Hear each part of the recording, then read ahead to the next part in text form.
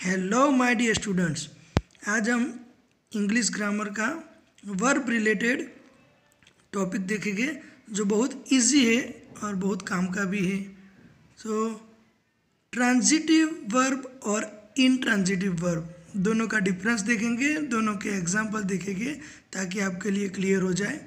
और बाद में आपको टेस्ट भी देना है, कंपलसरी नहीं है, लेकिन आपको आपका नॉलेज चेक करने के बाद पता चलेगा कि आप कितना सीख सके। तो हिंदी में ट्रांजिटिव वर्ब को बोलते हैं सकर्मक क्रिया, इनट्रांजिटिव वर्ब को बोलते हैं अकर्मक क्रिया। तो ऐसे वर्ड सुन के कुछ घबराने की ज़रूरत नहीं है, हमको तो इंग्लिश में सीखना है, या तो ये तो कोई पूछ ले तो खाली हमको पता होना चाहिए। सकर्मक क्रिया का मतलब क्या है? तो क्रिया करनी है लेकिन ऑब्जेक्ट के साथ। और इनट्रांजिटिव अकर्मक क्रिया का मतलब है क्रिया करनी है, ऑब्जेक्ट नहीं है, ऑब्जेक्ट की ज़रूरत नहीं है, ऐसा समझना है सिंपली। तो मैं आपको एक एग्जांपल देता हूँ पहले, तो आपको ज़्यादा क्लियर हो जाएगा। सीता ने हनुमान जी को आशीर्वाद दिया। तो सीता जी ने किसको आशीर्वाद दिया? हनुमान जी को। तो हनुमान जी है और उनको आशीर्वाद दिया, तो हनुमान जी इधर हमारे डायरेक्ट ऑब्जेक्ट है। तो जो आशीर्वाद दिया, ब्लेस्ड, वो जो वर्ब है वो ट्रांजिटिव वर्ब है। और मैं ऐसा बोलूँगा खाली सीता जी ने आशीर्वाद दिया, भाई किसको आशीर्वाद दिया?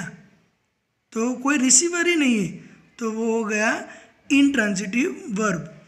तो अगर रिसीवर है तो समझो ट्रांजिटिव वर्ब, और रिसीवर नहीं है तो intransitive verb.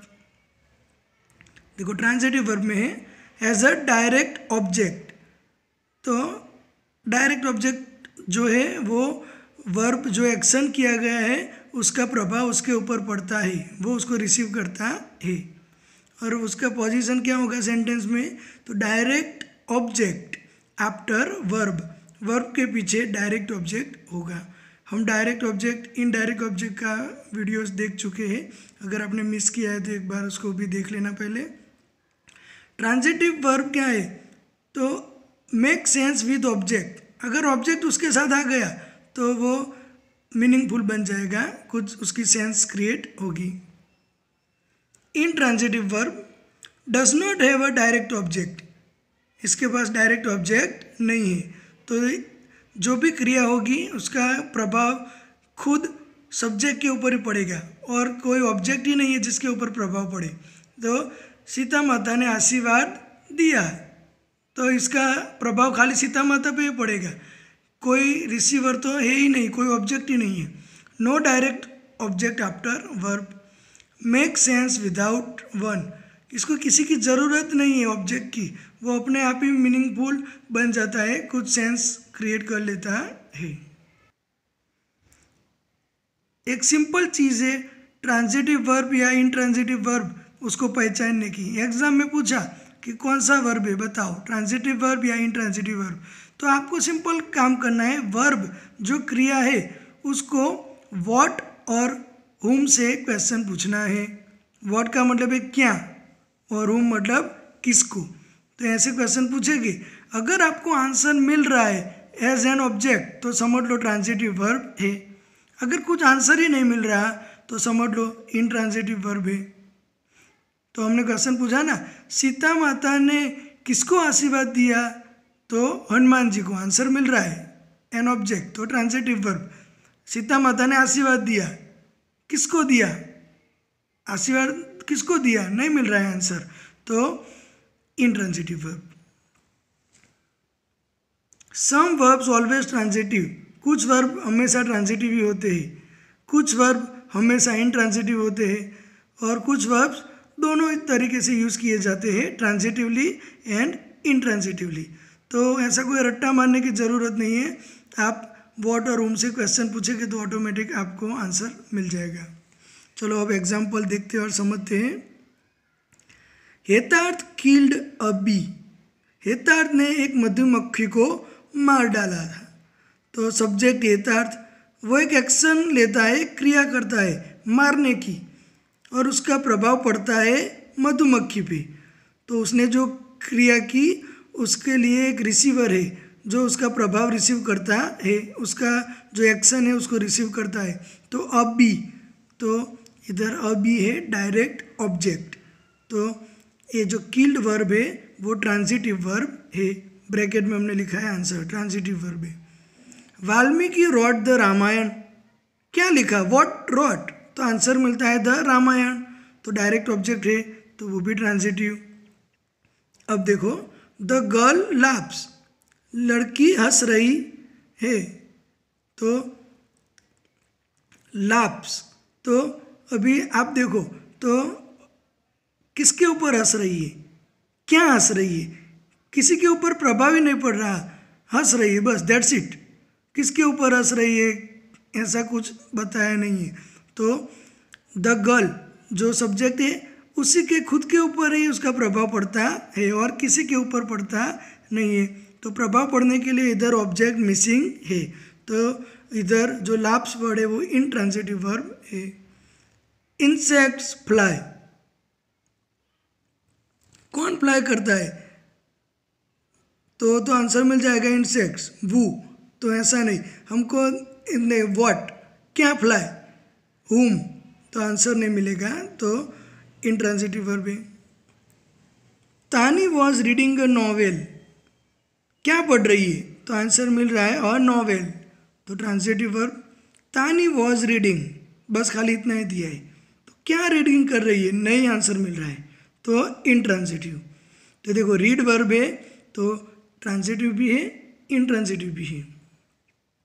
Priya is weeping, प्रिया रो रही है, तो अभी देखो वीपिंग का मतलब रोना, तो इसमें ऑब्जेक्ट मिसिंग है, किसी के ऊपर असर नहीं पड़ रहा, खुद प्रिया के ऊपर ही इसका असर हो रहा है, प्रिया के ऊपर ही प्रभाव पड़ रहा है, रो रही है तो इसका इफेक्ट हो रहा है खाली प्रिया के ऊपर और कोई ऑब्जेक्ट नहीं है इधर, तो इसीलिए इसको इनट्रांजिटिव वर्ब बोलेंगे। क्या रो रही है ऐसा हम बोल नहीं सकते, क्या रो रही है बस, दैट्स इट। ये देखो इंपेरेटिव सेंटेंस है, रेज योर हैंड्स, क्या रेज करना है, व्हाट, वर्ब है रेज, व्हाट रेज, क्या रेज करना है, योर हैंड्स, आंसर मिल रहा है, तो transitive verb. Mridula stop the car, क्या स्टॉप किया, व्हाट, तो द कार आंसर मिल रहा है, transitive verb.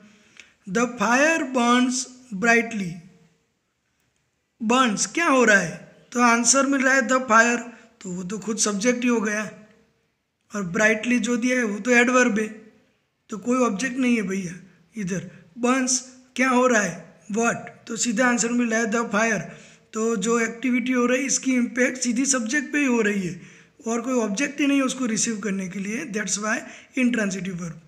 The bus stopped suddenly, ये भी सेम है, सडनली एल वाई वाला वो तो एडवर्ब है, बस रुकी, कौन क्या रुका, व्हाट, क्या रुका, बस ही, तो आंसर सीधा सब्जेक्ट ही मिल रहा है, तो ऑब्जेक्ट नहीं है रिसीव करने के लिए, तो इनट्रांजिटिव वर्ब। अभी आपके लिए टेस्ट रेडी किया है, मुझे पूरा पक्का विश्वास है, आई एम डैम श्योर कि आप 8 में से 8 मार्क्स लाओगे, और अगर आपके 8 में से 8 आए तो सबसे ज़्यादा खुशी मेरे को होगी।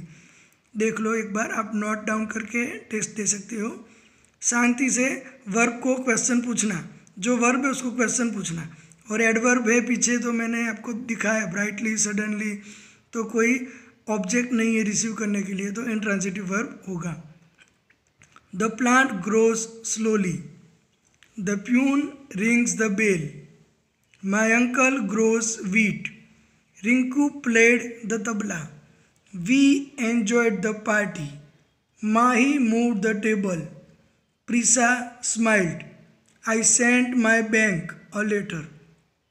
आप उसके क्वेश्चन आंसर में अगर आपको कुछ डाउट है, आपको चेक करवाने हैं, तो कमेंट में आप क्वेश्चन नंबर के साथ डालो, कुछ भी डाउट है तो मैं सॉल्व करूँगा।